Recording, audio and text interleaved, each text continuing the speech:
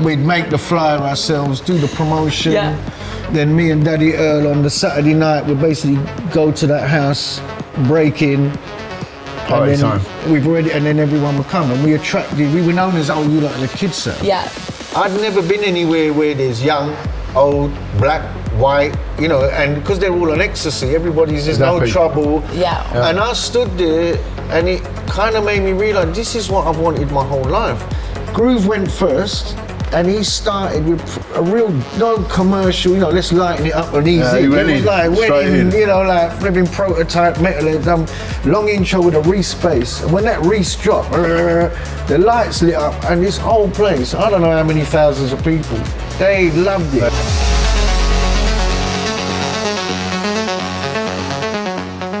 Welcome back to the Global Club and Dance Hall of Fame with me, Talina, and Big Al. Today, we have a true architect and pioneer in early jungle and drum and bass.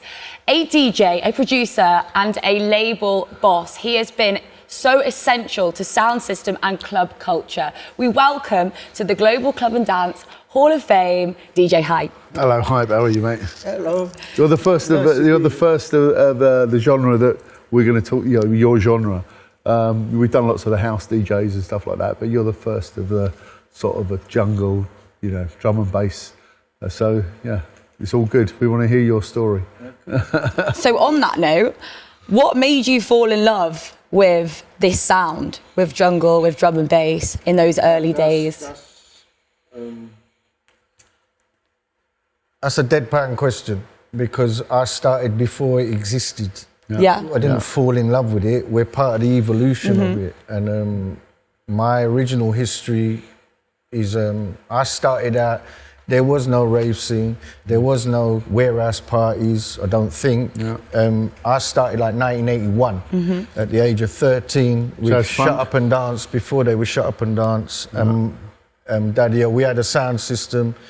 Back then it was one deck reggae, dub. Yeah. Okay, you Built were the reggae speakers scene. ourselves. We were children and we were laughed at by kids older, and we worked it. We were so fanatical. I grew up in Hackney, where you're in my age group and in my kind of class, you're either going to do sports, do crime, or sound system. They're the three options. Yeah. We had no, what's the word? I had no one to look up to. We looked up to ourselves. Sound system was what we just naturally fell in love with. Myself, Shut Up and Dance, Daddy O, were all in the same class at school. Started drawing some roster on a desk with a spliff and a thing, said let's build a sound. So we stole the woods, built the speakers, did the flyers, and originally, what does a white guy do in a reggae sound? Back then it wasn't, you know, like nowadays, everything's quite mixed, Yeah. racially, culturally. Yeah. Back then, when I was a kid, white guys went to pub discos, black guys went to reggae clubs, and you get the odd black guy at the white pub, and you get the odd white guy like me at the reggae club. My mum, my stepdad's black, my sister's a mixed race, all my best friends were pretty much Jamaican, so I grew up in that environment. I didn't gravitate to it, I was part of it. Yeah. So I don't see colour or anything. Sound system, I mean, the original thing was ska, you know, like I like when I was 11, and then we went straight from ska to dub. Yeah. I didn't even have, you know, I had no money for fashion, so I had two-tone trousers, a Crombie, probably 12, and went to my first reggae dance, which was in a school, because back then schools used to have, in Hackney, would have school dances. You'd have jar tubbies, big sound system, Saxon later down the line. But originally it was dub culture, not even, so one deck, you know, you'd have a tower of amps. I just owned the sound system originally, we Shut Up and Dance. They would, and it's like, what am I gonna do? And then I was good at EQing. Yeah. So one day I just had to go at it, and they're like, right, that's your job.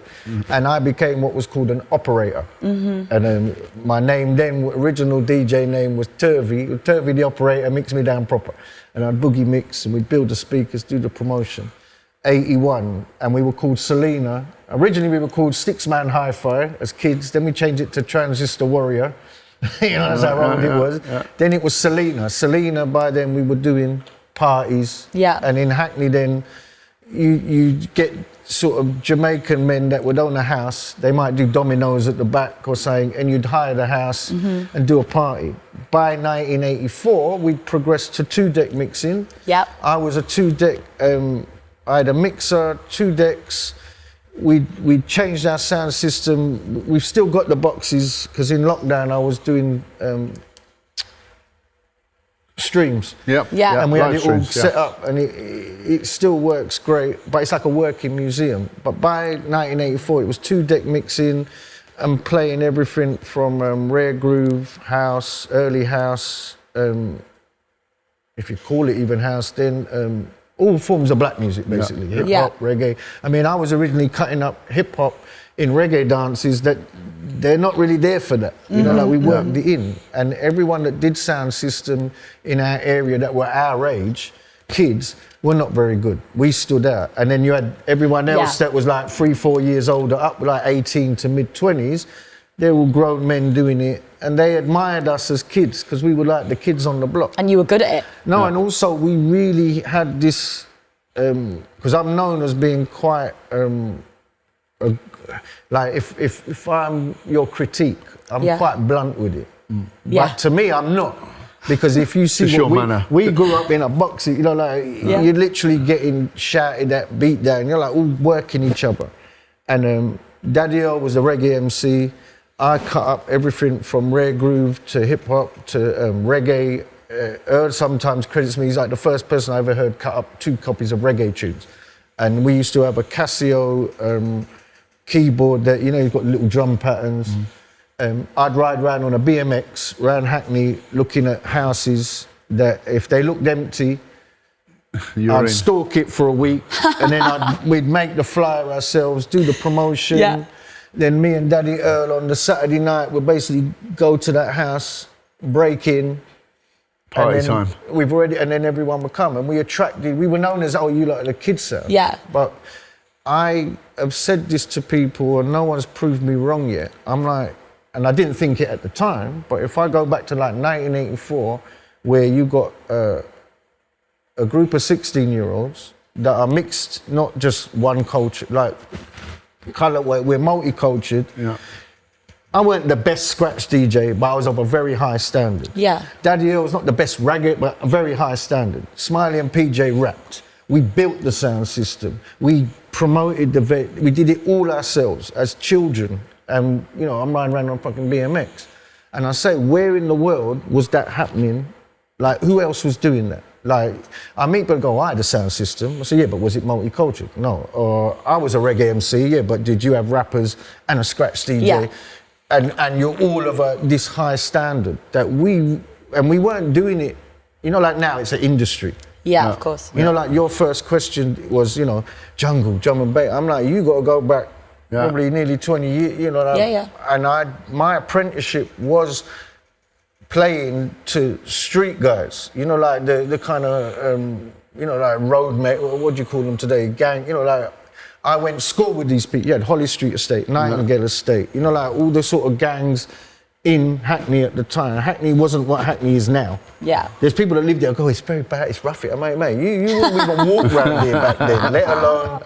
I did a speech at Soho House a few years ago where I had to do like a stand-in. I'd never been there in my life. Yeah. And I was saying to him, if it was up to me, you lot be doing it at my studio in the basement in Hackney. And I said, you lot wouldn't even have walked around here back then. It was very different.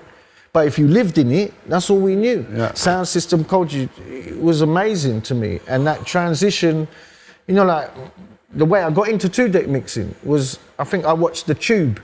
Yeah. You remember, what's her name, Paula Yates? Paula Yates on The Tube, yeah. And at that time, I was getting into electro music, but I was still 1-deck.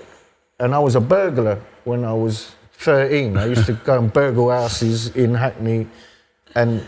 Not a professional, you know, I was a kid. I love that you say I was a burglar like it's a job. That's how you earn your money. It was the norm. You know, I'm not no hardened criminal, and I'm glad I got music saved me from all that. But I used to burgle houses, and I had an amplifier, and I painted it all different colours because I think, you know, I don't want it to look like. And I had one turntable, and I think it was when I'm pretty sure the rock tune, was it Herbie Hancock, The Rocket? Yeah. That's a great It was track. that or Buffalo Girls, one of those two tunes where on the tube they were talking about scratching. Go in your bedroom and try it on your. And I went in and it was Light of the World. Light of the World was a great band, yeah. Is that the right one? London Town, or is it Beggar's Banquet? I can't remember, but the Somebody Light of the World was great. Help me out. A great Anyway, band. it was a 7-inch. I put it on and I was just flicking the deck, like not properly scratching. And then Smiley, this is pre-Shut Up and Dance, come round. He's like, you should, if you do that good, we can put that into the sound system. So that's when I started doing the 2-deck. So we went 1981, 1-deck dub. 1984 now, it's all black music. And doing bluesies, and also there was a place like a youth club in Newington Green called The Factory, and we would just do all these parties. I'd play everywhere and anywhere, and then that went up to probably 1987 because there was other sound systems. There'd been a stabbing, and it was like 1987 was kind of the end of that era of. Not sound system culture, but the kind of 2-deck multi-music sound. So that was the beginning of a new era. Well, it was kind of moving into pirate radio. Yeah. All of a sudden, pirate radio was on. I'm not sure it was on before. Yeah. But where LWR, was it Kiss before they were, it Solar? And all of a sudden, events were happening where rather than this sound system, it's like that DJ and that DJ. Yeah, so it was about the individual rather than like the collective. Yeah. And then I was entering DMC, and then in the area in Hackney, I used to go in a record shop called the Funky Shoe Shop. Sorry, not record shop. I used to go record shopping, and also there's a guy, John, the Funky Shoe Shop, right? He's still he's a lovely person. But everyone used to hang there from Sunrise Radio. Okay. And I knew a lot of these guys. And in Hackney, me and another guy, DJ Ron, we were always known as the 2 Scratch DJ. I know DJ Ron. Yeah, I know. But I don't know about him, I wasn't big in the rave scene. And then what happened, 1989, a station, Fantasy FM, was doing it. There's a pub near where I used to live on Amherst Road in Hackney. Up the road there's a pub, the Farley. They put their station in there. Yeah. And now I got a friend, Ricky Manetta, Ricky Razors, I got a shout. He always denies it, but I'm like, if it wasn't for you, I wouldn't have got into. He was like he teaches MMA and he's looked after Conor McGregor and all that but back then he was just like the local, he's like a football thug, he's my mate. Yeah. And he was doing security for Fantasy. Okay. And I said to him, I got to, backstep a bit, because before that, the same year, I can babble for England, but I'd never done radio. And my first step into pirate radio was a station called WIBS, which was in a club called Shady Grove in Tottenham. And I used to do it with Daddy, like a reggae hip-hop show. And we're just playing reggae and hip-hop. And the reggae bit, because he's an MC, he's on the table, he's chatting. And then I do the hip-hop section, and I used to make sort of hip-hop kind of remixes and do them on a 4-track at home, play them. But talking, I was very like, he's jumping around, I got to have a beer. You know, I'm really nervous. Yeah. It is, and that's a real thing, I think, being able to talk on the radio. It's not an easy thing. If you're someone who's shy anyway, that's different. But I'm a blabber, I ain't shut up since you asked me one question. But then you put me in front of the mic. And you're like, yeah. But I was doing that and enjoying it. And then at the same time, this Fantasy FM option came up. My mate come back to me and he said, they want you to do a mixtape. Now, I thought, I can't do both. By then, my name was Dr. K. Right. Also, that same year, I won the London Mix Championships and was on Yo Rap TV. But I'd already, by then, I wasn't using the name Dr. K. I'd moved on to DJ Hype. And that was because I thought, if I'm doing fantasy, I need a new name so I can do the two. Oh. And I had... An alias kind of thing. But how it came about was, that same year, I don't know, I went Carnaby Street and bought a Nike T-shirt, but instead of it saying Nike, it said Hype. And a Batman T-shirt that instead of saying Batman in it, it said Hype. And it wasn't to be a DJ, I just had these T-shirts and I thought, If I call myself That works. Hype, then I've got 2 T-shirts with my name on it. Yeah, that yeah. works. So then I transitioned over to fantasy, and I was saying, growing up on sound system culture only, and I never experienced pirate radio, you know, like getting that, you know, the pager, no one's heard of me. Yeah. And I was doing Saturday nights, I think, originally, 12 till 2, and I loved it. And then I got to meet Kool and Flex, who's part of the underground, and, you know, thing was on there, Mr. C. So what year did you change to Hype? 89. 89. I was still using Dr. K because I was doing that other pirate station. Yeah. And in DMC, it was like the latter part of 89. Yeah. And It was to me, moonlighting. it was like, no, because I was in this shoe shop, you know, like I said, with all these other DJs that back then, I judge you just on, I'm a competition mixer by then. Yeah, So yeah. I'm not judging on selection or anything. And I used to be working at Burberry's at that point. In Hackney, there's a warehouse, and I was at that warehouse for a couple of years.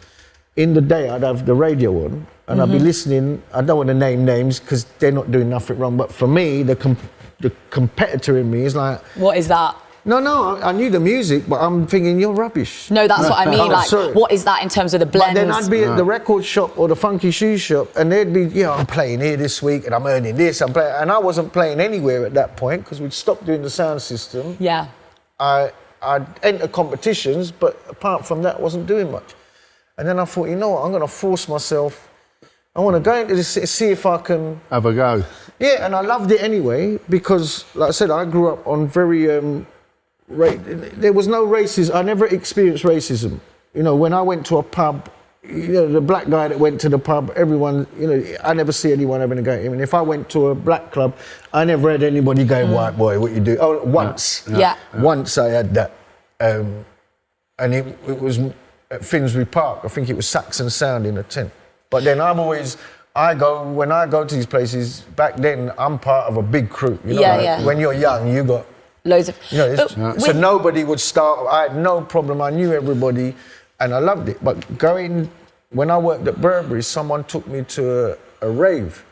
I went to one rave before that just to see what's all this acid music about. Yeah. And I went with my mate Ladlow, who's got dread. He's a dread. You know, we're hip hop reggae, just to see what it's like. And you know, like my generation didn't grow up on hard drugs. You know, they smoked a bit of weed. I lived right by Sandringham Road front line. The weed was bush. You know, like now, not super strong skunk. And no one was taking pills or anything. So going to this acid rave... You suddenly see a new light, don't you? No, when I went to that, I thought it was fucking mental. Yeah? Like, I'm standing there and everyone in there Going like this. mental. And then also, the clubs I go to, nobody fucks with nobody. You know, there's not trouble, but everyone's got that kind of like, it looks like it got... No one's going to bump you. Or no one's certainly not going to go, can I have a sip of your drink? Or, Yeah. So I'm standing there and the geezer tapped me and he goes, you all right, mate?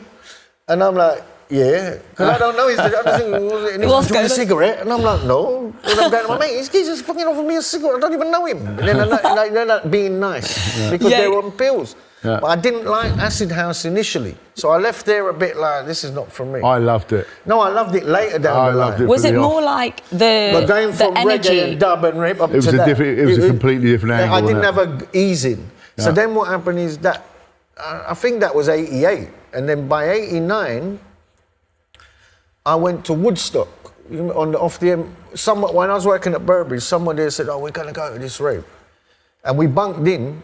I had to go. We parked up off the motorway. I remember going Across a couple of fields. Yeah, no, but we couldn't see anything. And at one point, we was in this bit where there was like four, you know, when your eyes start adjusting. Yeah. I said to my mate, I feel like someone's watching me. And when I look like that, there's like 4 cows like right there. But when I got to that rave, not the music, I mean, the music was fine. You know, it was a bit more mixed. You know, breakbeat was coming in. You know, you had the American house.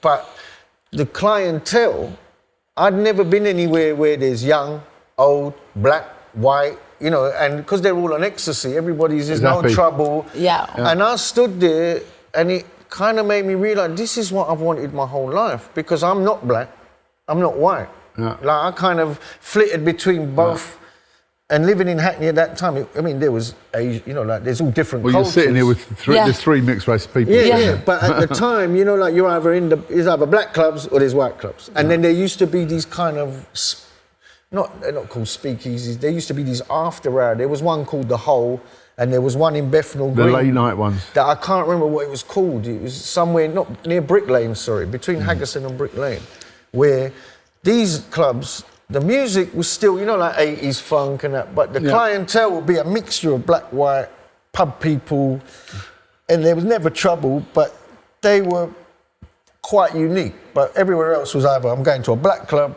or I'm going to a white club with my white friends.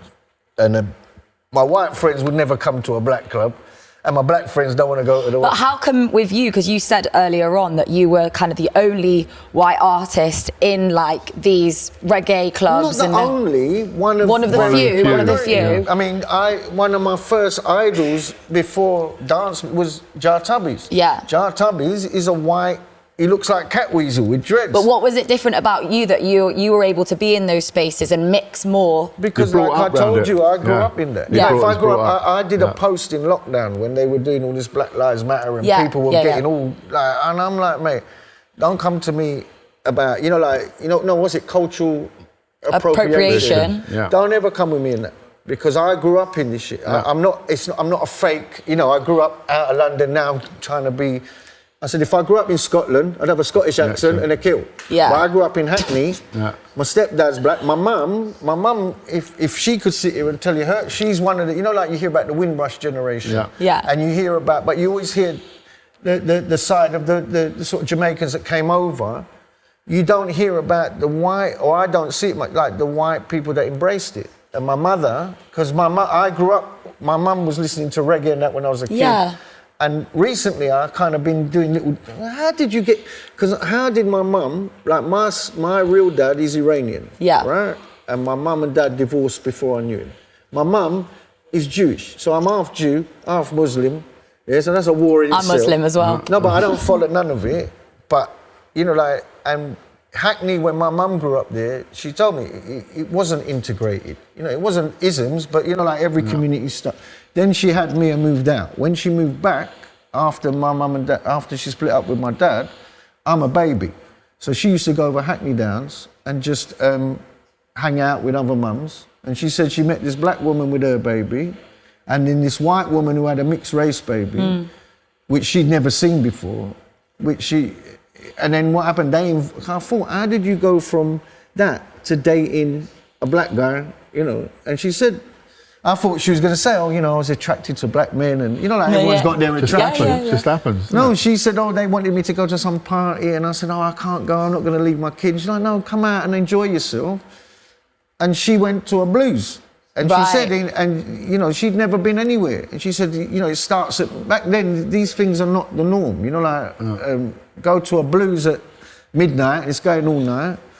And she said, I walked in and I heard the music and it just freed me. And I'm like, because my mum always tries to say that she believes I got into music because my dad was like that. Because she met my dad at the WAG Club.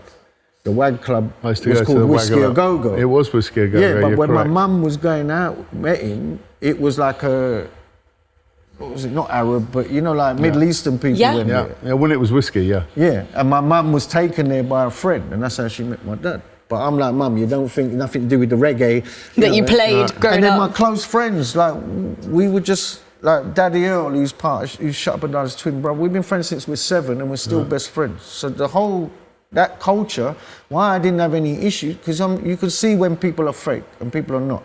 Yeah. Also, like I said, I moved with people that you don't really mess with anyway. I'm not trouble. I mean, and I never experienced it. I used to go All Nations in Hackney.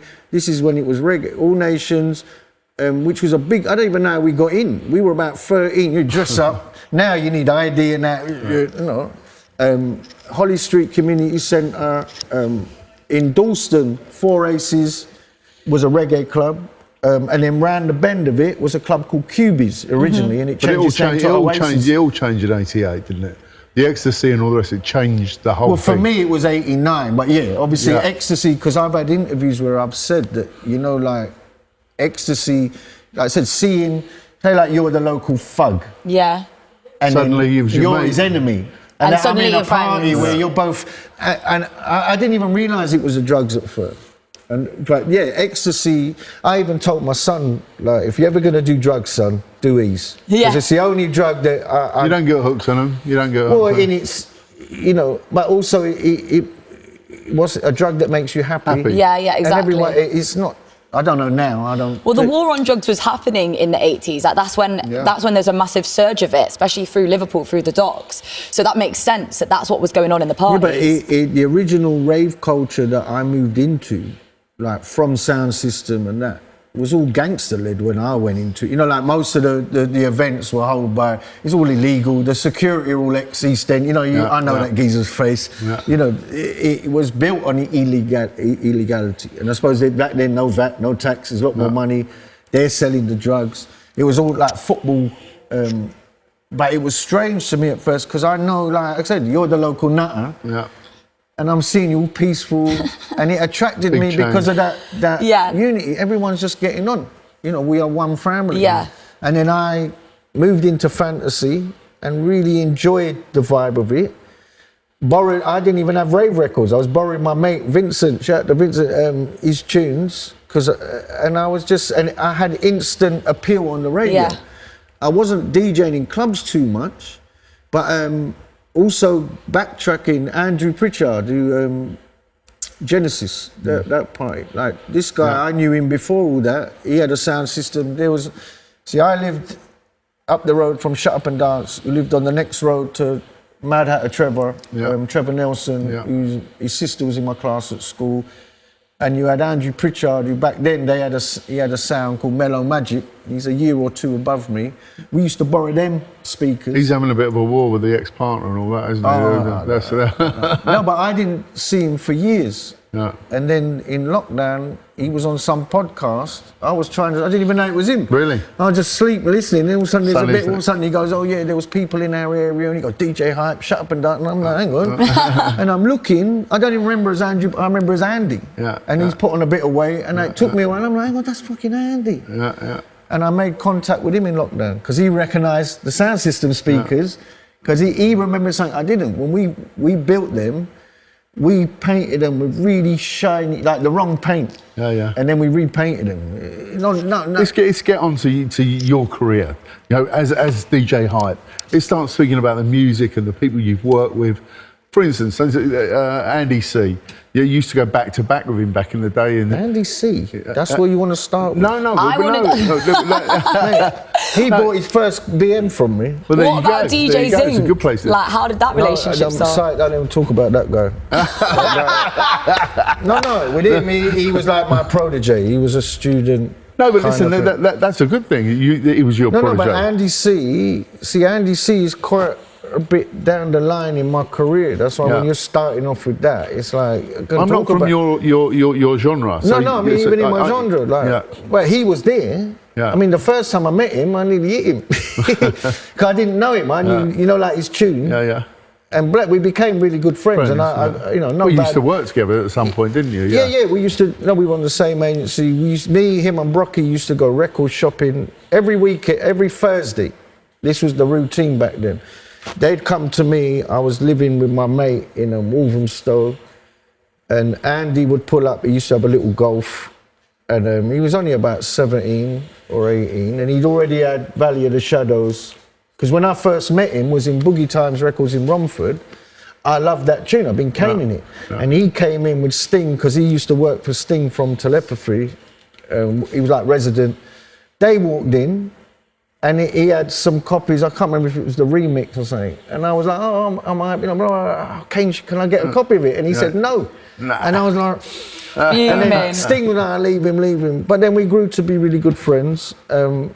He used to come and we'd go Black Market, Section 5, and then we'd end up at Music House where everyone did, and we'd all cut dubs together. I used to go and hang with him. But back then, he hadn't blown up yet. Yeah, no. But we could all see he's going to be. Yeah. But he was still a kid. He'd phone me like 2 in the afternoon. Oh, gosh, you know that. Or I'd phone him and his mum would be, Andrew, his phone. And he was a kid, but I could see that, mate, you keep doing what you're doing. I mean, still today, he's like doing so much great stuff, incredible sets. I saw him play a few weeks ago in Shoreditch and. Yeah, he's gone in a different direction too. But I love him. He just keeps going. Can we talk about your record label, Ganja, which you set up in '94? What made you want to set up your own label? I set up Ganja in 1984 because I thought it was my 94. original productions, my first step into production was with IMW, Islamic Music Workshop, 1987. Because I was on a scheme for young offenders and you got a chance to go in there. And that was me and Shut Up and Dance, before Shut Up and Dance. And we're doing rap stuff. Then I moved on to, when Shut Up and Dance done 5, 6, 7, 8, which was their first release, a label called GTI licensed it. At that point, I was not in the music, never had a label, wasn't releasing. And then Smiley from Shut Up and Dance phoned me up and said, do you want a job? And I said, what? And he goes, it's an A&R man for Peter Harris at GTI. Yeah. I said, what's an A&R man? He goes, oh, don't worry about it, just say yes. The kid's going to phone you. I didn't even know what that was, but he phoned me up. He trusted Shut Up and Dance so much that whatever I said, he did. He did it, yeah. So he gave me a bag of tapes and told me to pick something that's worth releasing. I didn't like anything. I mean, one kid called The Scientist, but his music was very techno, and I'm the breakbeat. I said, if I work with him. So I took my keyboard to his house, and we done collab. I did The Exorcist, The Bee, and another one called Sound Clash under the name Kick Squad, all with Phil Sebastian, Scientist, who ended up being sound engineer at Fabric years later, which is complete waste. But from that, I didn't get, I felt like Peter Harris, R.I.P., I didn't get a good deal. I think I got the short end of the stick. I knew nothing about... Not many people did get a good deal back then. And also I didn't understand the industry. Yeah. And I was a poor acne boy, so getting a couple of grand up front is like, great. I've got nothing. But anyway, so I moved from that, because I'd had enough. I was getting like he would be on the phone acting like it's all his ideas. Scientists would be in the magazines because I wanted to be this cool producer, not the front man. Yeah. And they'd be interviewing about, you done techno, you got hip hop. But I wasn't really getting a mention, and I felt like they both were undervaluing me. Yeah. And I'm a bit of a stubborn, and I'm like, fuck you lot then. So I just left. And then I didn't think Peter Harris would be bothered. But then he phoned me a couple of months later, asked for a meeting. I sat in his kitchen and he actually begged me to come back, which I was very surprised at, because he's quite a strong, he's not... No, but he obviously see what your value, didn't he? He obviously see your value. He didn't pay me right. So I said, I can't trust it. And then by then, through DMC, which I was entering, I met Mark Ryder, who had Strictly Underground. And I really got on with him. So he invited me, why don't you come over here and be part of the production team with him and his brother and me. But when I went there, I just found I'm writing music on my own, and I wasn't really going anywhere. By then, I met Danny Donnelly. Danny Donnelly owns Subbase. We got friends, so I started doing projects with him. This is all leading up to 94. Yeah. So around 94, I've had releases out, and now I've got a few tracks on top. What can I do with these? I'm like, why don't I just put them out as my own little label? Yeah. But I wasn't trying to build a label. It was just... Yeah, support yourself. I would literally put out a couple of 1,000 units and not repress, not promote. I think some of them don't even have my name. It would just say Dope Style, Ganja Crew. I can't remember. But then I noticed that started growing. So then I and at the same time I was friends with Pascal, who I still own Playaz with today. He had Face Records. You're also learning your trade at this point. You're getting to know what it's about, aren't you? Well, yeah, but I've never been that good at it, if I'm honest. I've always been more the DJ side, production. I'm not a good businessman. I don't class myself but being friends with Pascal, he's doing his label and he's doing Johnny Jungle. I'm doing Ganja. We were helping each other. Yeah. And then so Ganja was trickling along. Then probably went to about 96. Between then and then, you know, like Zink's come along. I met Zink at the Underground, and he'd always want my opinion on his tunes. Yeah. I gave him some advice, and he's playing me, and we ended up. That's how he come into the... And 138 track was part of that, right? Well, that's years later. But it was still part of the... Yeah. One of your releases. Because, 138 check, super sharp shooter, all of it. No, but he wouldn't have written that way, I don't think. I think he acknowledges that. You know, like he was making stuff before me. I mean, before meeting me. Meeting you, yeah. But it wasn't having any success. Or not, this is his... You were a big influence on him. Well, I think so, and I think he acknowledges that. Yeah. And but at that beginning, when you're not a big artist, because I've experienced this time and time again, I meet people who are not, and then whatever you advise them on, they do it. Yeah. They listen. Then their ego gets to a point where they stop listening and they think, what everyone else is saying, and I'm like, well, do what you're doing. But at that beginning with him, he trusted my judgment probably more than I did. You know, if I give you advice, it's just my opinion, but he would write it all down. And then we done a few releases on Ganja, and then by 1996, I'm being asked by the majors wanted to sign me, and I didn't want to let go of what I was doing. So instead of doing a DJ Hub exclusive deal, I think I had FFRR, XL, BMG, they would all come, you know, different.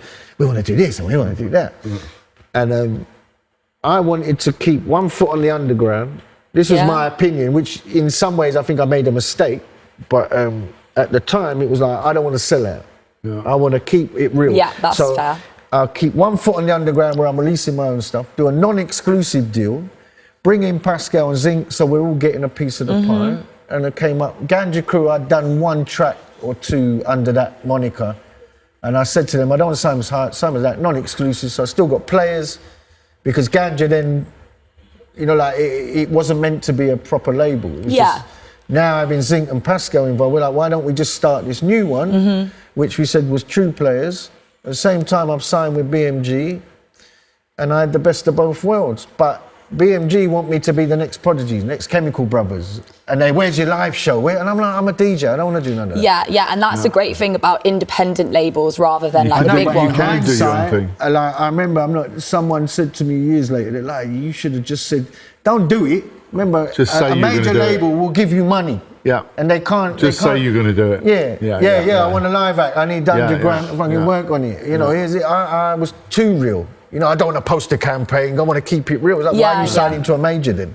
You know? Yeah, that's true. But they're looking for that next pop hit. Yeah. And kind of started going like that. And I realised, really, I'm underground.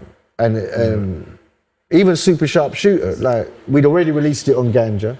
on Ganja Records.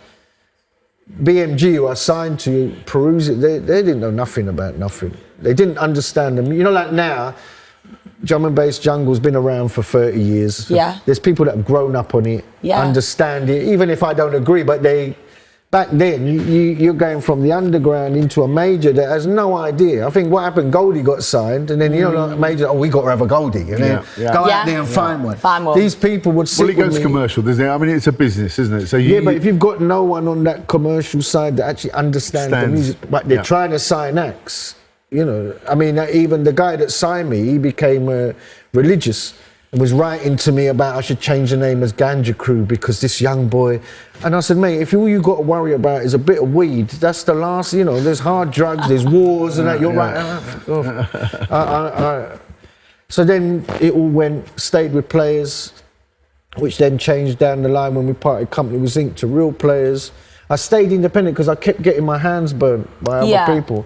And then I remember at one point, years later, someone said to me, why, how comes your artists don't leave? And I said, well, I pay them and I treat them right. And you treat them right. I used to meet right, so many artists that are like, I did a track with them. They've all been stung, haven't they? No, but then they carry on. Yeah. Or, you know, like, say, like, I'm telling you, he's a rip-off. Yeah. He ripped me off, he ripped them, and then you're there giving you records, giving you music, and then a year later moaning. I'm like, well, I told you. Or they're like, I did it for the prestige. I'm like, I don't understand. Do you think that an artist can exist like in the underground space and in the commercial space, or do you think it's kind of either or? No, I don't think it's either or. in this modern era, it's all gone a bit strange. Yeah. Because I notice, speaking for D&B Jungle, there's like two markets. There's that pop end, that a lot of it is made very well. You know, like they got marketing people, they got a machine behind them, the video's polished, but the idea is always a rip-off of someone else's. And I always pull up these people. You know, and I'm like, how can you just do that? And if it's an act that's young and doesn't know anything, but some of these acts are quite credible, and I'm like, been around years, and they're getting the prestige of another artist's someone else's work. Yeah. And then they're even phoning up other artists. Oh, you're ripping off my tune. Because I used to get calls. Oh, blah blah, saying I got to change my track because it's ripping. And I'm like, tell him he ripped off his own one from someone else. And then the argument back to me is, oh, well, you lot of Jungle, you used to sample people. And I said, yeah, but we didn't take a reggae tune and just recreate that reggae tune. We took ideas from different genres and put it into one melting pot. And when we did that, people moaned in. You know, there was, when Jungle first got big, you know, like Ragga Jungle, there was reggae artists screaming blue murder about it. And then what would happen, that was a law unto itself, because sometimes you as an artist would phone up the record label of this reggae artist, get clearance, and then you're at a rave and the reggae artist turns up, they want money. And you're like, yeah, but I sorted it, they don't give a shit. You know what I mean? They're intimidating. It was a very different, everything was more gangster then. Yeah. Nowadays, everything's hi guys, and you know. How do you find that now, that change? I like it on one hand, because obviously no one likes violence and trouble. And there's more of a melting pot on the dance floor? No. No? No, it's more white now than ever. What are you talking about? But I heard you speaking about in an interview where you were saying that now. No, I'm saying back then, not now. When Jungle first got big, it was a melting pot, black, white, like really mixed. You could see it. Then over the years, that went. Probably 2000s is when all of a sudden, you know, like, Gary, like the scene split. Gary, like there was too much, you know, like, you got to understand, the mid to late 90s was the crack era. Yeah, crack. No, it's not funny. No, I know, you're right. That's the thing, it's not funny, but what I'm saying is he went from ecstasy, I say it's drugs. Serious drugs, bugged up, not the music. Drug, like when I was first doing Jungle, and it got multicultural, people were on ecstasy. It was the early stages. And then, not because of the music, drug culture changed. You know, like at the moment, I don't know what people are on now, ketamine and God knows what. But it would go in stages. So ecstasy, everybody's happy, isn't it? People don't really drink alcohol on ecstasy. Then all of a sudden, you've gone from that to crack, cocaine, champagne. People are a lot more on crack, cocaine, and you know, they're seeing trouble in the events. You know, the multiculturalism was still hanging on, but then all of a sudden garage music, UK garage come along, and that mixture went that way. And then in drum and bass, the music stripped back and became, you know, I've had conversations, you know, I'm playing at a club that used to be black, white, girl, female, now it's just white guys with their tops off, you know, to a bag of noise. I get that. And then when I'd bring that up, they go, yeah, but there's no trouble. And I'm like, I didn't sign up for this. I want the multicultural. And it's more, at the moment, it's become more multicultural than it was. But we've, you know, go and look at D&B on, like, go and put on the big events. It's 99% white. And you've got to think ticket price. It's different. It's not because of racism or anything. I mean, there's more. The one thing I'd say now that is different to back then is there's a lot more females in our scene, which is a good thing. But the doors was never shut for them then. You know, like there's a lot of speeches these days. Everything's turned into a colour thing, a race thing, you know, sexuality, misogyny. And I'm like, we weren't blocking any. You look at DJ Rap. DJ Rap is the queen because she came when it was male dominated and she was talented and she came straight up there alongside us all. Nobody, it's not a conscious, you know, we don't want no girls. I mean, if anything, of course we want women. We're young men. The more girls in the environment, the better, isn't it? And she was easy on the eye as well. No, but she was easy, she was good. She still is, mate. She's my age. She looks fantastic. No, she does, But there wasn't many, Chemistry and Storm, you know, but it wasn't, no, like now, there's quite a lot of girl DJs. And that's a good thing, girl MCs. But it wasn't a we're trying to hold back. It's just, I think back then, girls were not, you know, like now, there's a lot more I think DJing was just looked on. Yeah. If you're a young girl, I'm not saying there must have been a few that want to DJ, but it wasn't looked on as I think girls didn't look on it as that's what they want to do. No, but even in my scene, the likes of Lisa Loud and Nancy Noyes, they were pioneers. There weren't so many of those people around. No, but we weren't going. We don't know girls. You can't have women. I mean, obviously, if you're going for that, whether you're a gay night and you like gay men's night, one of my favourites, Smokey Joe.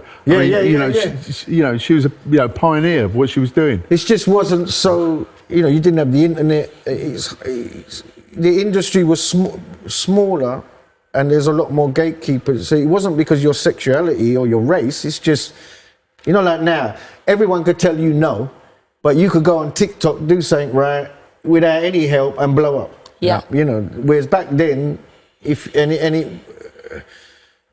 I think it was harder to get equipment, more like now, not anyone can make an amazing tune, but it's a lot more accessibility. Yeah, it's accessible. A little controller, an internet, Instagram or TikTok, a cheap music program, and you can get on with it. Yeah. Whereas back then, if you ain't got at least 20 grand worth of equipment, you can do nothing. It's very hard. And if I don't like your song, like if I'm not prepared to spend £30 on a dub or £50, where are you going with that? You're kind of, so it's harder. So now, it is. I'd say at the moment it's more multicultural, but I'd still say D&B jungle scene is predominantly white middle class, if anything, and going by the real big events, people flying abroad but it's there. And at the moment, depending on where I'm playing, what I like is it has become more multicultural again. Still not as multicultural as it was back then. I also think the choice, like our scene usually go where it's one style will be at the front and everything else is suffering. At the moment, if you want to go out and hear traditional old school back in the day, there's enough events going on. If you want to hear someone like Headaches or Boo, Room 1, modern 2026, if you're 18 to 25. There's something for that. Yeah. If you want to hear Deeper End or Liquid, everything, the doors are open now, which is great. All the styles and people are, when pre-lockdown, I would play very upfront and very forward thinking, not looking back. In lockdown, I fell in love with all the old stuff again. Taking my foot off the brake for 25 years or whatever in the music gave me a chance to, some of this is great. Younger kids are getting into the older sound like before, and I can do a mishmash now.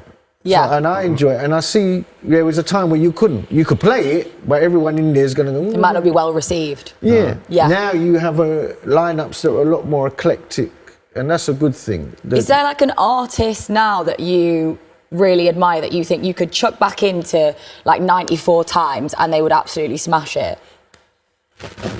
No, not really. Well, anybody can. Because you've got 94. You know what to. You just got. No, but I mean, like, still at that time, No, it's a different generation. You can't compare eras. I used to do. Like the older you get. Like I said, I started in 1981. Yeah. It's now 2026. I'm 58 years old. I was 13 when I started, and like when I was doing dub, and there was nothing else. Then all of a sudden, a sound called Casanova. I did a sound check, 1982, with a track called Planet Rock. Right, Africa and by Soul Sonic Force, seminal electrical. Electronic. But even that term wasn't about in my manner. Like I remember we were going, hey, what was that tune? He was setting up his system, sound checking to boom, boom, boom. We called it new wave. We didn't even know about no electro hip hop. Not in where I was. Maybe other people did. And then when we started bringing that into the sound, the people that just the traditional dub heads are like, what's this shit? Then when I started playing hip hop and reggae dances, the younger lot that are growing into it love it, the older lot, and then they move on. Yeah. Then it goes from house to hardcore, and if you're in hardcore, the house lot, it's all kids now, don't like it. Then you go from hardcore to jungle. Well, it's different generations. Yeah, and every generation thinks their generation is the best. Yeah, and these kids don't know nothing. I met someone on the train about 2 months ago, recognised me. He's like, I used to listen to you back in the day. He was about 6 foot. And I said, well, how old you, mate? He said, he's 26. I said, 26? He went, I saw kids now. I said, well, how do you think, because every generation moves on. But I think that's a massive compliment to you, though, the fact that a 26-year-old on the tube is like recognising you, being like, I really respect you, I really respect your music. Oh, yeah, but we're talking about music, like every generation, like when I was making, whatever I was making when I was younger, the older lot didn't like it. Yeah. But that was a good thing to me.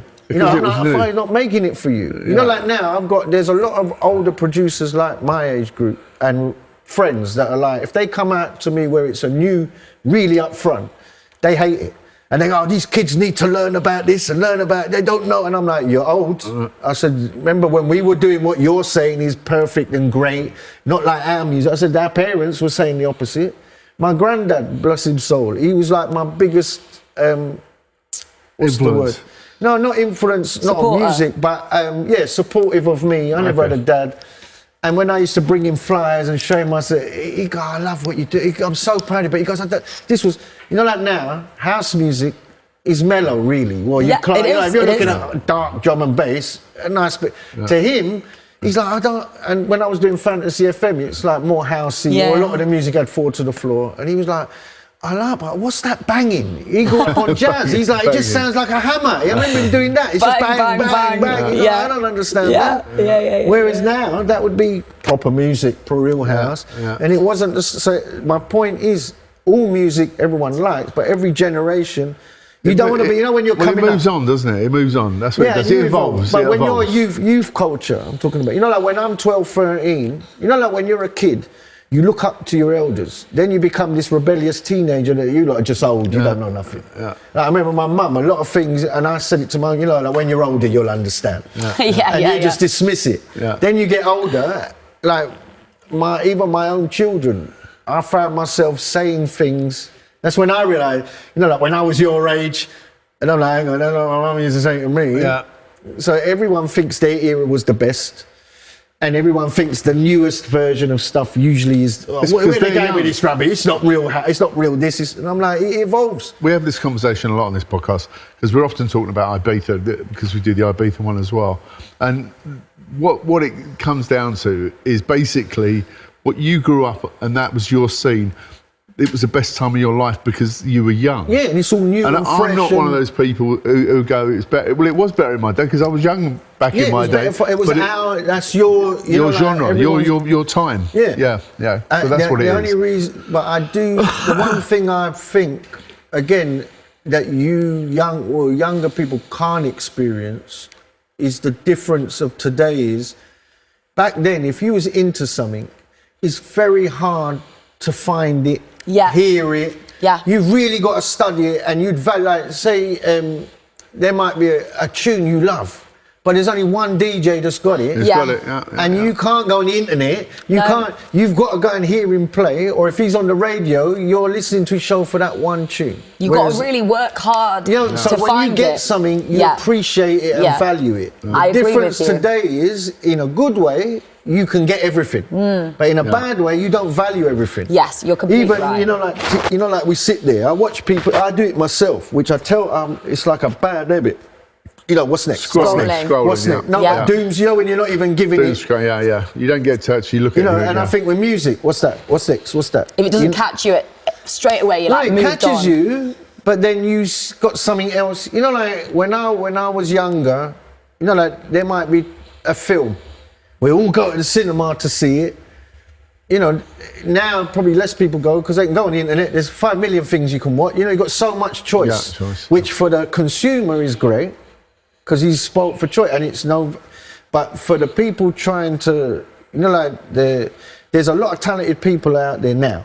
Probably more than there was in my era, but trying to get them to the forefront where you notice it's difficult. There's so many more releases now that, we've talked about this on the podcast about how many releases used to come out. It might be 4,000 records, on the actual plastic records used to come out every week. Well, because there's hundreds of less thousands people. now. Yeah, because we're the victims of our own success. Isn't it? The bigger something gets, it grows. More people want to do it. Well, it's hundreds of thousands. Yeah, you know, like I compare it to the football. numbers are ridiculous. It is. No, it's You know, crazy. how many it's crazy. people want to be a footballer? Millions. But how many actually become a footballer? But if football was like music, where, you know what, all these wannabes are all being put on the same team as, you know, and you've got to work it out, things get overlooked a lot easier now.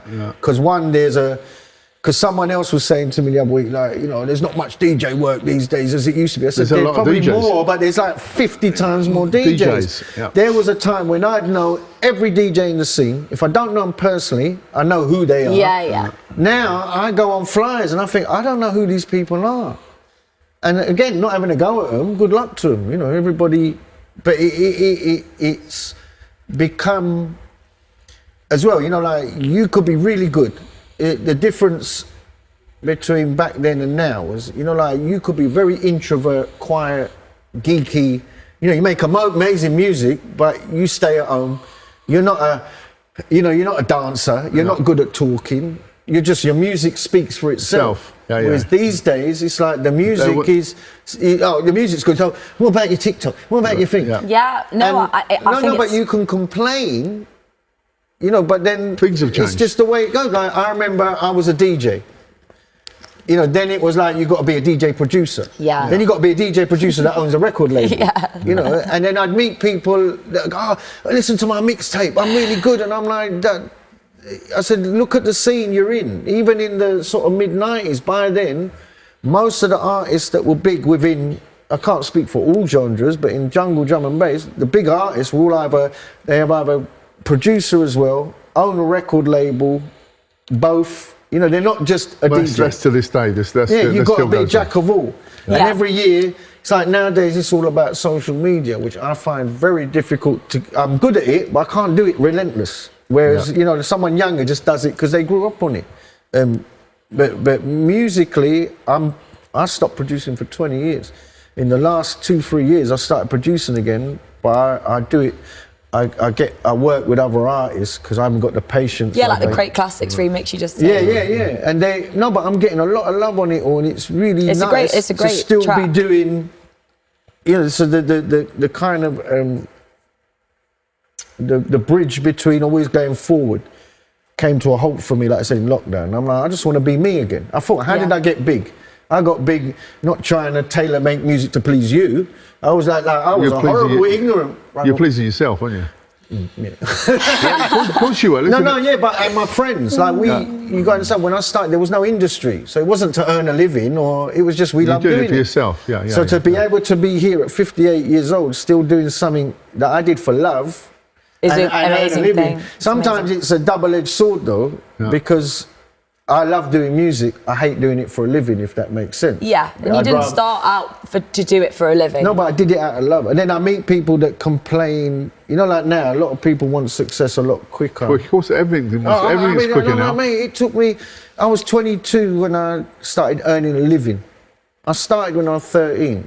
And I went through what I called me and Smiley would say, I went to the school of hard knocks, and I got the scars to prove it. Yeah. I DJed in clubs where everyone there's a bad man. They're like that in the day. And if you was shit, they're not going, oh no, he's not all that, I'm going out for a fag. They'll beat you up on the dance floor. I watched the Oasis DJ getting bottled because he's not playing. You know, people get you in a... So these days, you're playing all around the world, aren't you? You go around the world. Yeah, I just come back. I was in Germany on Saturday. I did a Japan tour for 10 days, 14th to the 24th. My birthday was in Tokyo whilst I was playing. Happy birthday. Mate, I'm going to Bali in a couple of weeks. But it's always been... I think the first time I ever went abroad properly was 1989, DMC, Magaluf, BCM Club. Then...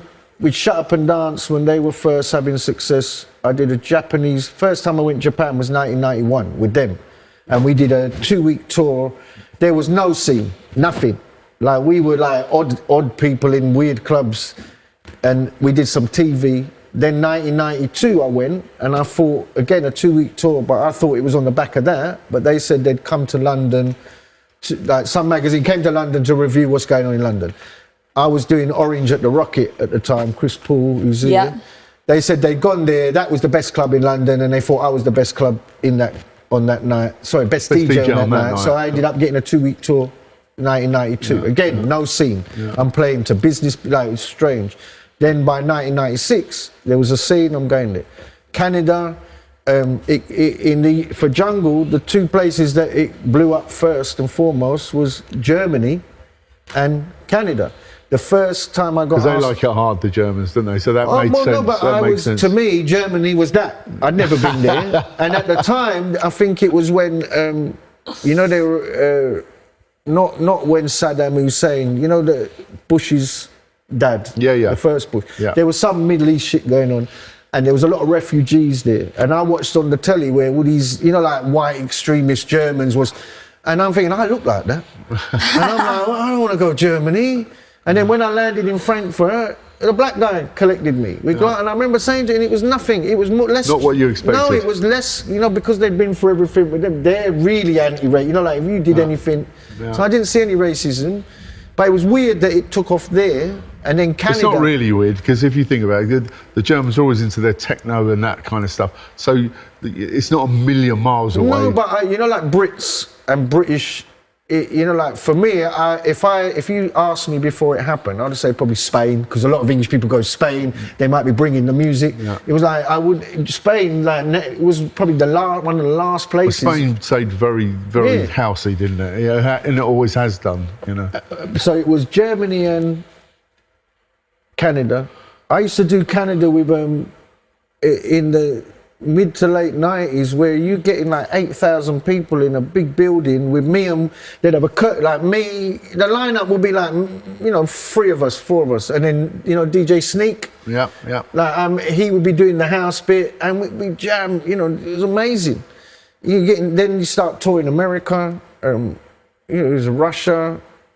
I think if I haven't been there, someone else has. DJ SS, you've got to give him credit. He still does well. He was one of the first person, he was taking the whole stuff to the Eastern Bloc countries. Yeah. The way I thought, is that going to work? They love it. I remember doing Serbia after the war. After the war, yeah. With Adam F, Groove Rider, Bad Company, and Skibbity. Yeah. And I can't remember if Andy C might have been there. I can't remember. I think he was, but he'd obviously go, yeah, I was, no, I weren't. But we took Groove Rider, back in the early 90s to Ibiza. And, that was before he went off, sort of the godfather of... But in Serbia, your scene. They just had a war. I'm thinking, I had no idea what we're going to play to. And it was this big festival, and we're on the main stage. And when I went and had a look, they're literally playing pop music to whites. And I'm like, how the hell are we going to follow this? Groove went first, and he started with a real, no commercial, let's lighten it up and ease in. It was like, like flipping prototype metalheads. Long intro with a Reese bass. And when that Reese dropped, the lights lit up, and this whole place, I don't know how many thousands of people, they loved it. I was like, wow. And we, all night, Skibbity, we're in Serbia. Skibbity is like double time, R.I.P. Skibbity, all night. Really? And they were loving it. I think they were just, because they just had that war, they were just happy to be hearing new music, different music. Yeah. Let's talk about your music a bit. The stuff you've done over the years. Tell us about early your great tracks and the stuff you've put out. I wouldn't say great tracks. They're just tracks that have really stuck with you. What, that I've written? Yeah. Probably the stuff I did with Scientists, the Bee, the Exorcist, Kick Squad, Sound Clash, Sub Bass, Shot in the Dark, Roll the Beats, Trooper, a track called Trooper, which, because most people that do what I do, they're quite dance floor. When I listen back, I realise my stuff was a bit more eclectic, a bit more, not consciously, it's just, one of my friends said it's to do with me having ADHD, because, like my tunes, like a lot of dancehall tunes, they roll out. Yeah. It's a groove you're following. Yeah, Whereas a lot of music I do is like if you're at home listening, because I used to sit there with a spliff, and I'm just vibing, and I'm not thinking of dance floor or not. Like sub bass, like I said, Shot in the Dark. Another track called Weird Energy. This is all like 93, 94, 95. Then Ganja is probably my favourites of my own. Is one called You Must Think First. Another one called On That Dust. And these are not necessarily my biggest sellers, they're just ones that you like. Yeah. There's one I did that was late 90s. I did track where I sat at home and I'm like, I don't want to make D&B. I'm just going to make a tune that if it was just for me. Yeah. And the tempos didn't fit into anything. I did one called was it called Revolution? It was about 96 BPM anyway. So it was too fast for hip hop. Reggae, it didn't fit anywhere, but it was kind of like trip hop. I don't know, if you took my influences were reggae, you know, drum and bass, jungle, and hip hop, and then a bit of techno, you know, and I made these tracks, one called Dead Days, that is quite experimental, and I think the other one was called Revolution. I'm bad, isn't it? I can't remember. Come on, your own music. No, it wasn't called, in this world. No, it was very like they're like experimental tracks that, in hindsight, I wish I'd carry on doing that.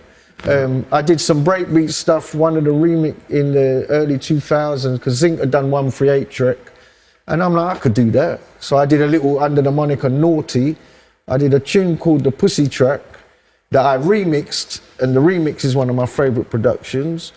And then I did a remix for FFRR of Etienne de Creasy, which is like a track called Scratched. And I've done a version of that I'm really proud of. What else did I do? By the time I'd moved on, I'm trying to think, because I go through phases.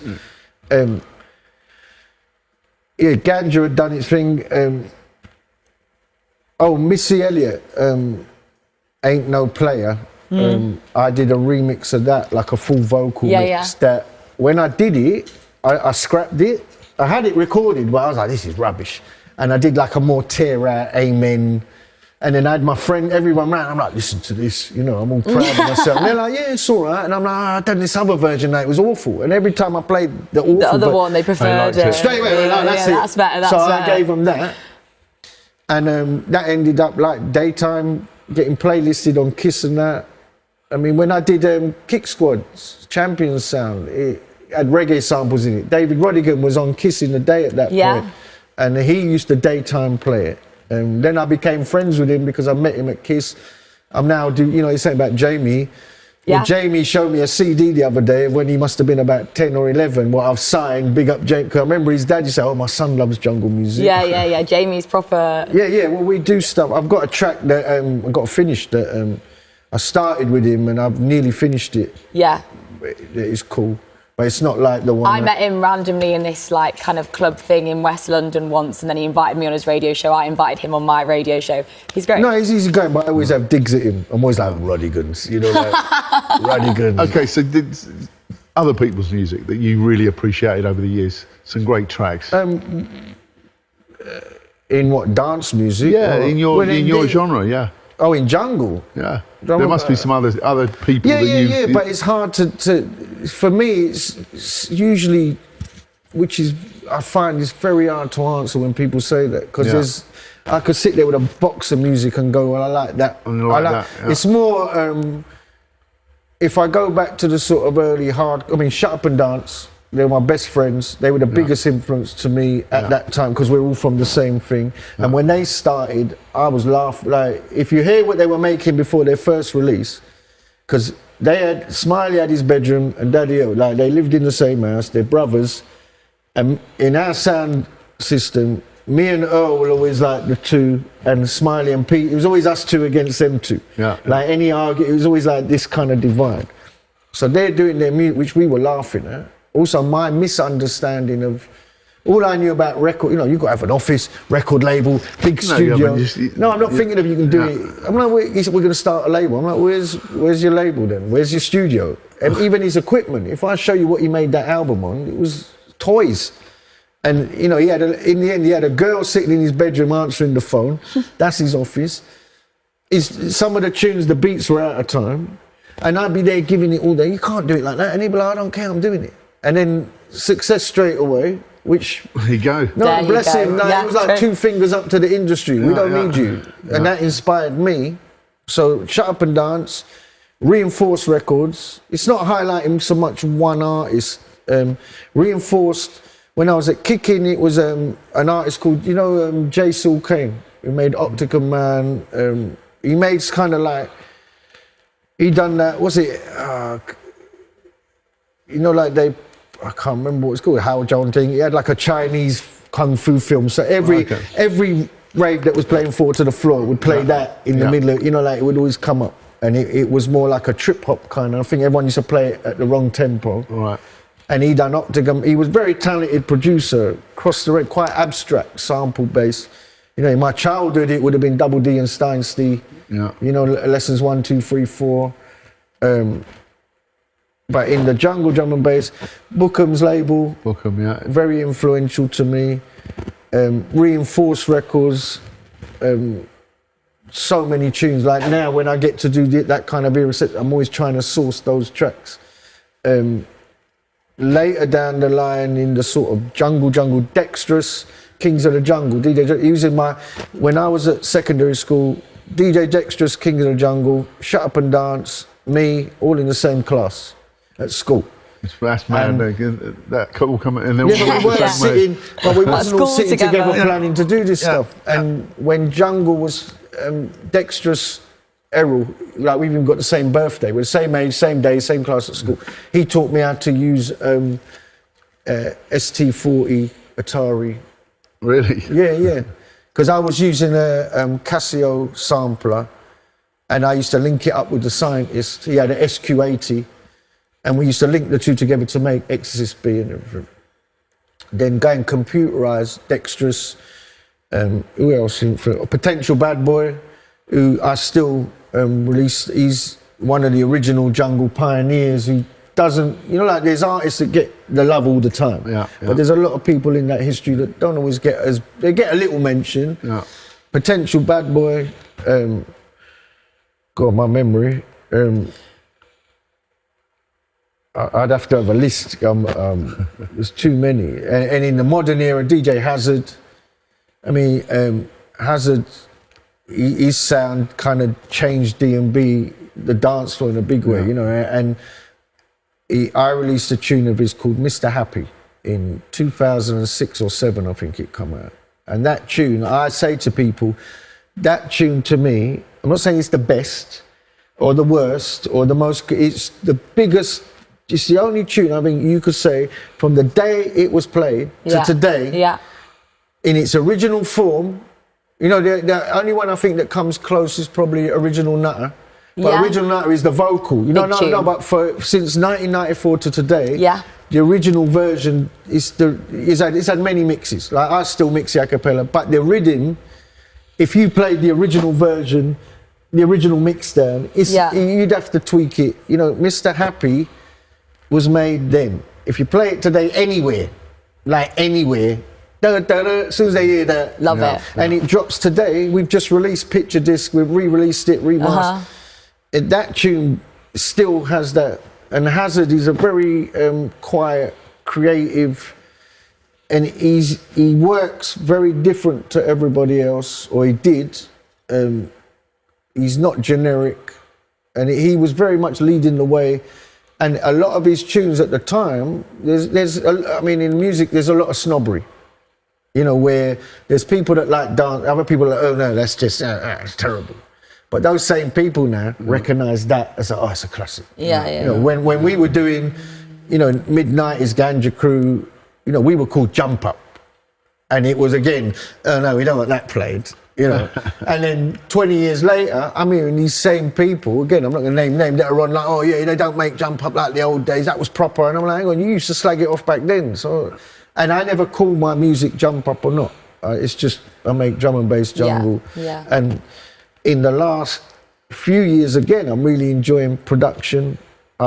Peace, Love and Unity was the first release on True Playaz. I released that 1996.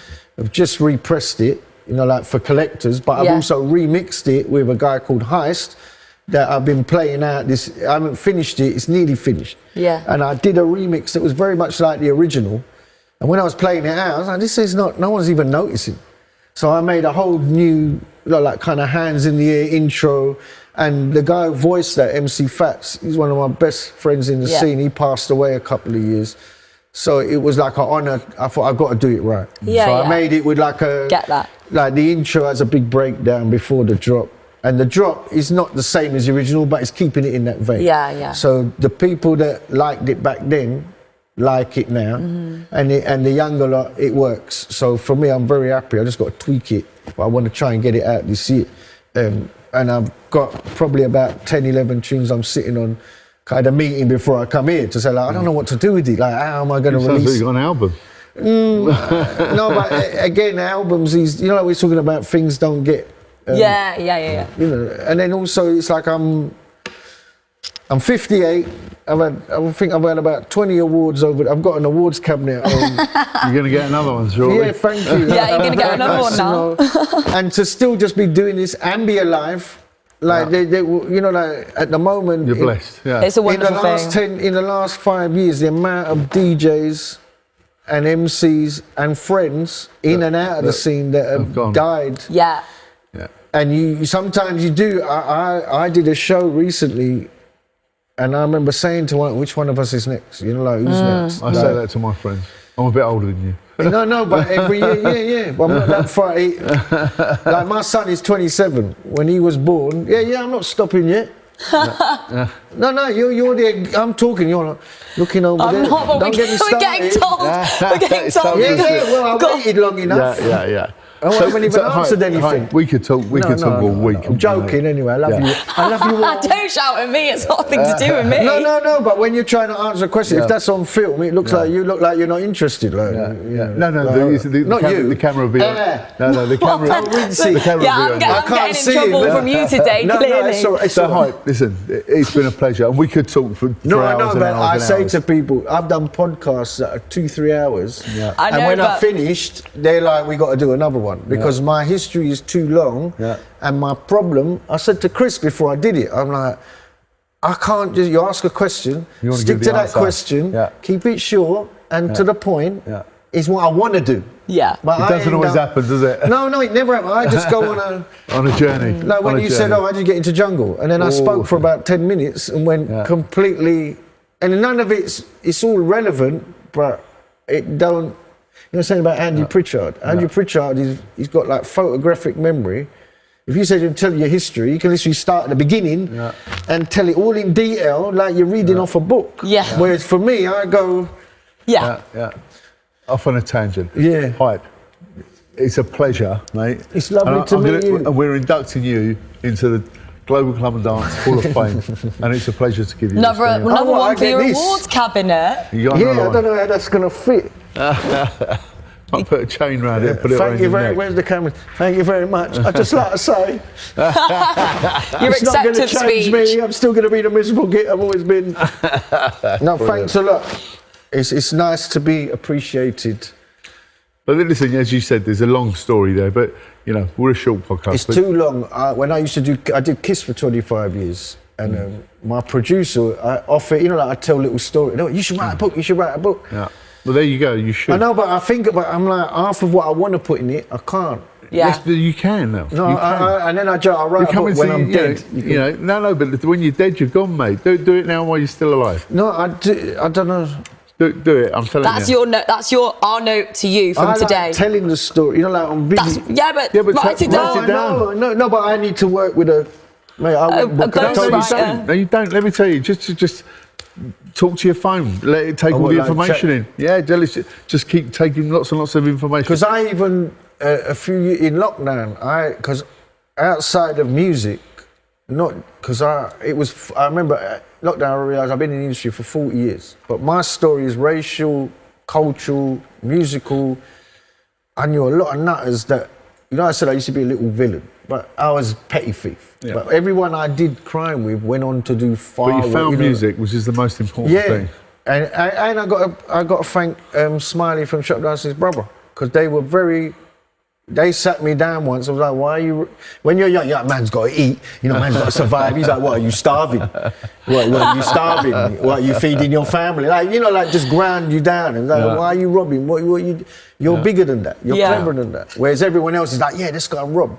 And they all went on and they're all mad, dead, prison, suicide.